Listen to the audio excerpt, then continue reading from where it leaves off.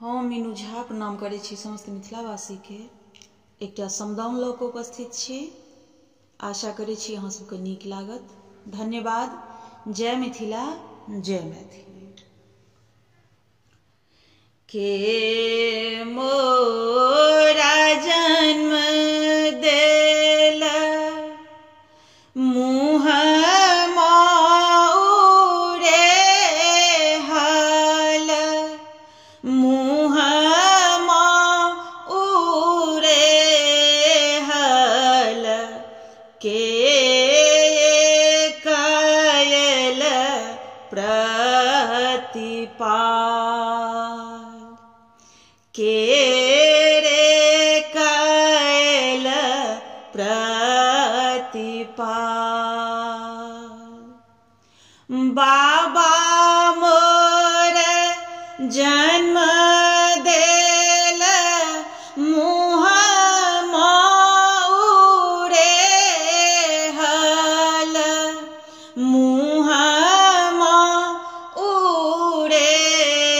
हाल, अम्मा मोर कयल प्रतिपाल,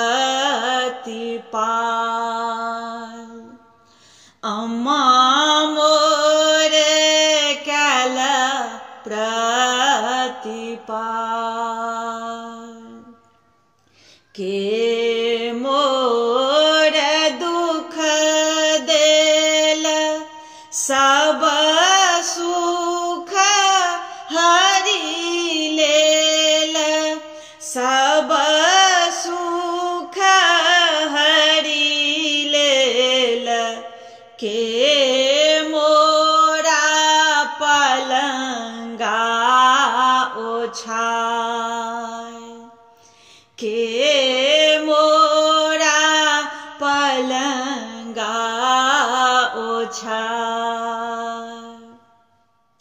सासु मोरा दुख देल, सासु मोरा दुख देल, सब सुख हरि लेल, सब सुख हरि लेल, पिया मोरा पलंगा ओछाय, पिया मोरा पलंगा ओछाय। के मोरा बोदत,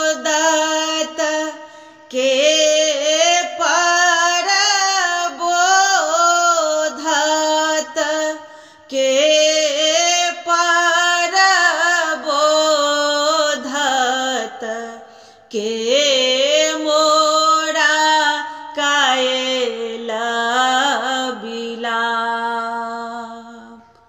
के मोरा कयल बिलाप। अम्मा मोरा बोधत, अम्मा मोरा बोधत, बाबा पर बोधत, बाबा पर बोधत, स्वामी मोर कयल